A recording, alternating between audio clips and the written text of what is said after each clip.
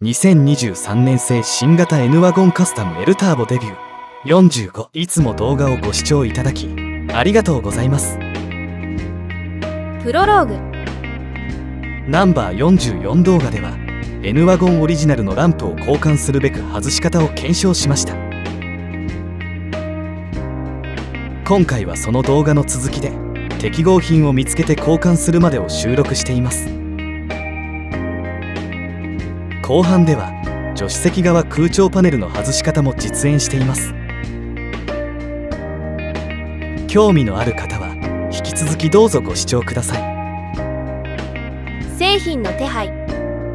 インナーランプを N ワゴンとか JH3 で検索してもそれでは全くヒットしません。検索でヒットするこの製品は N ボックス専用となっています。これが唯一 N ワゴン JH3 にも適合するのではないかと思われます。詳細な寸法は記載がありませんが他に妥当な製品が見当たらないのでこれで確認してみましょう。色はブルーを選択します。色も多いですが明るさも純正より少し強くなるようなので後ほどご確認ください。製品の研修。製品が届いたのでこれで適合するかまず形から確認します。色は違いますが外観は見たところ同じように見えます。接続口の形状も同じようです。純正と比較してみましょう。ホルダーから外して外観を比較してみます。規格は同じようで重さの違いなども分かりません。接続側の書き込みも同じです。 LED の円形窓も同じです。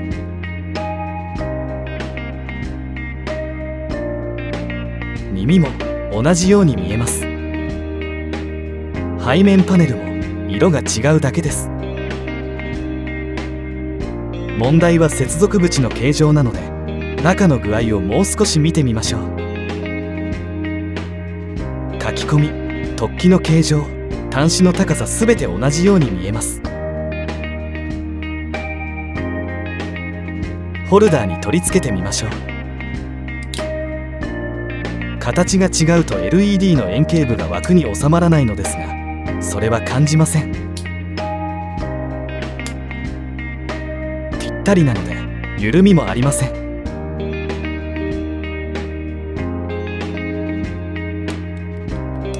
それでは実際に車に実装してみましょう。オリジナルランプ。前作でも見ていただいたオリジナルインナーランプです。2番煎じですがこれから見ていただく交換したランプの印象と比較していただくために登場させています。見てわかるようにフットライトとトレーでは非照射面への距離が違うため明るさの感じが違います。でも製品としては同じものです。ボトルホルダーもトレーと同じように見えます。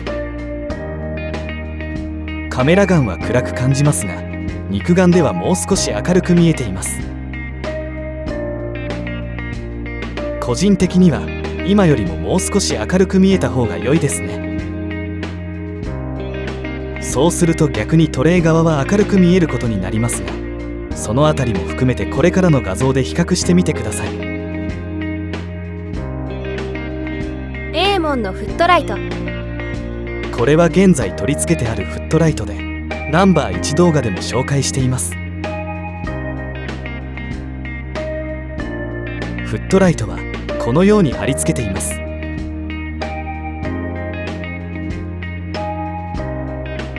明るさは今回取り付けたブルーフットライトより明るいです。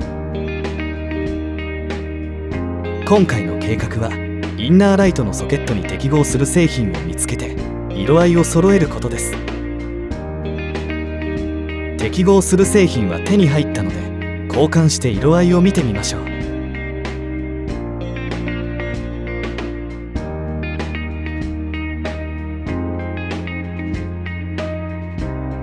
インナーランプの交換。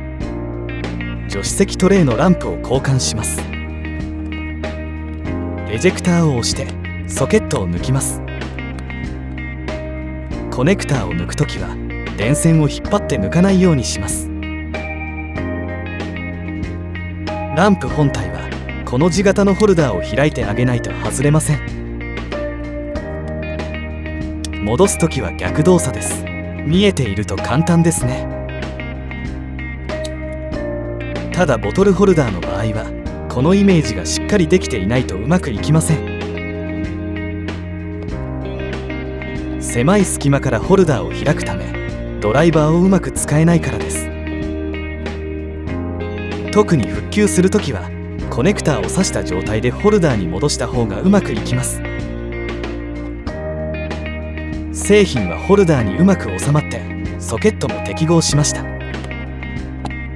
あとは点灯の確認です。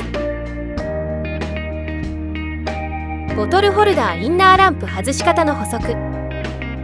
ナンバー44動画のようにコネクターを外します。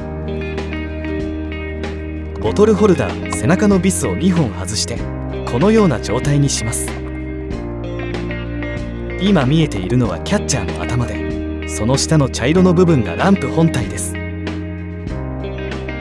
ここまでできたら半分終わったようなものです。これはグローブボックスのキャッチャーですが、これで続きを説明します。慣れれば別ですが、最初は先のなるべく細いドライバーを使います。耳のあるこの部分に細い隙間があります。先ほど示したように真上は塞がっているので、それを乗り越えてドライバーをその隙間に差し込みます。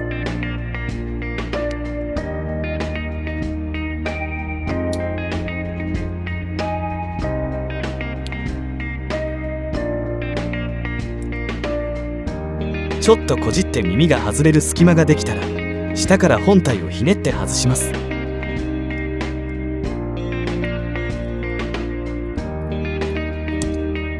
こんな感じです。私はコネクターを外してからと言っていましたが、場合によってはついたままの方がひねりやすいかもしれません。戻す時もキャッチャーに斜めに差し込んで押し付けます。うまくできない時は上からドライバーを差し込んで本体の背中を押します。私はドライバーでこのようにやりました。点灯の確認。ベーモンの回路を切ってフットライトを今回取り寄せた製品に取り替えました。カメラは被写体の明暗で自動で ISO や F 値を変えます。なので画像では明るめに見えていると思います。でも肉眼ではこれより少し暗く感じます。さて最後にランプをブルーで統一しました。お分かりと思いますが LED は2個しか購入していないので、フットライトはエーモン製です。私としてはエーモン製が少し明るいので、見えがかりとしてはこれで良いのかなと思います。簡単な作業のように見えて、ボトルホルダーは手間がかかりました。色が多彩です。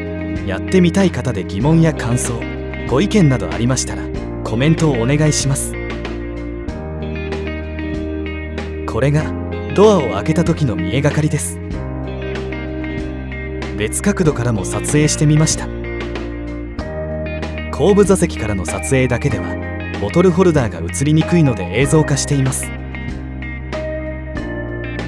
これで今少しイメージが伝わりやすくなったでしょうか。最後に後部座席からの撮影です。このところの猛暑で時間だけがだいぶかかってしまいました。引光の演出はしばらくこのままでクールダウンしようと思います。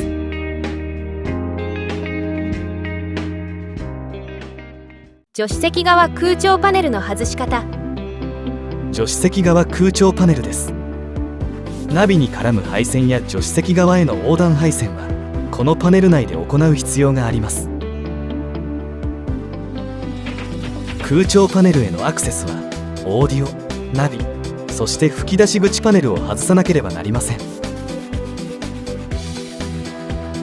これも結構難易度が高い作業です。これからそれらを順に実演してみます。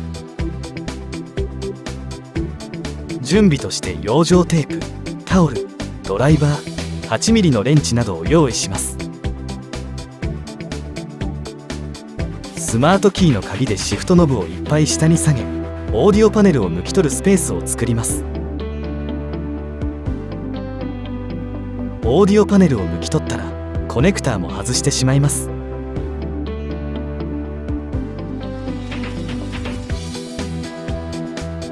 前方に見えているボルト、頭8ミリを2本外します。ナビはこの金具で固定されていて、あとは画面周りの爪で止まっています。ボルトは下に落とすとシガーソケットのロアーパネルを外す仕事が増えます。なので緩んだ最後は落とさないよう慎重に扱います。ナビを手前に引き出しました。爪が外れるのに結構力が必要です。分かれ目はここです。手前の枠だけ引くと破損するので注意です。先ほど外したボルトの金具が一緒についてくるので、パネルに傷をつけないよう配慮します。ナビを引き出したらハザードコネクターを外します。枠を止めているネジ5本を外します。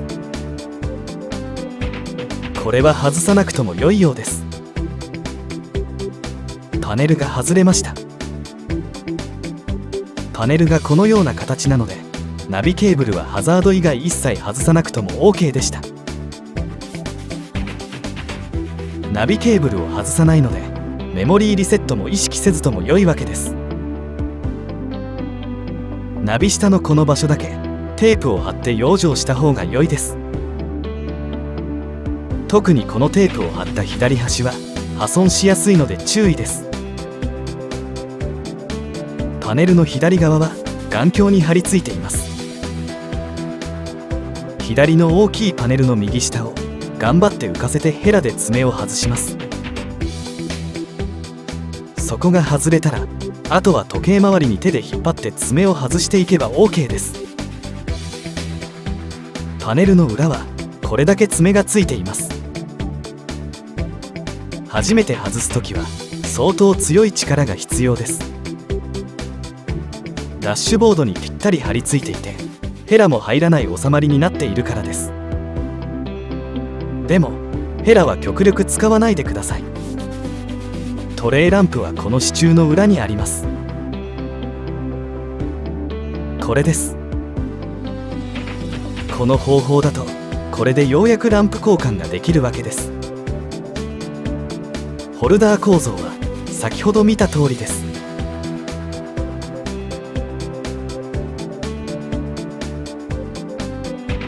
このネジだけ外す必要がありませんでした。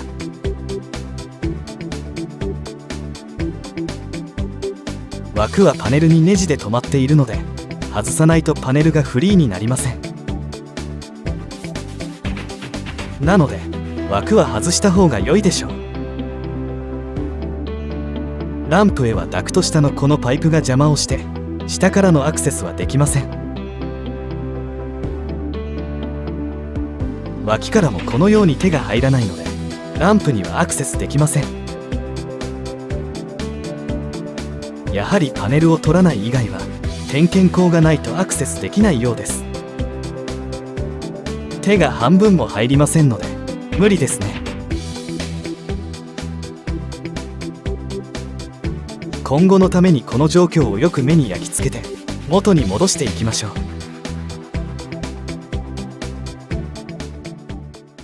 ナビの復旧。パネルを戻してナビ枠をネジ止めしました。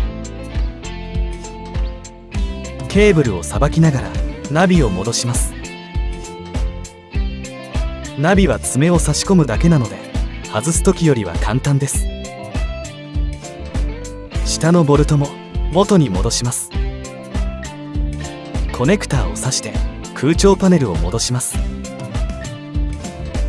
外す時と違って戻す時はほとんど力はいりません。ただ軽く押すだけです。カメラ片手で十分可能ですね。終了しました。テレビキャンセラーの取り付け以来、久しぶりにナビを外しました。想像通り吹き出し口のパネル外しに時間がかかりましたが、オーディオで隠れるこの部分でヘラを使うのがコツです。今回の作業でナビコネクターはハザード以外外さなくとも良いことも分かりました。これにより時短にもなりますが、それよりメモリーリセットを回避できることが私にはメリットがありました。今回も最後まで動画をご視聴いただきありがとうございました。次回作にどうぞご期待ください。チャンネル登録と通知をオンにお願いします。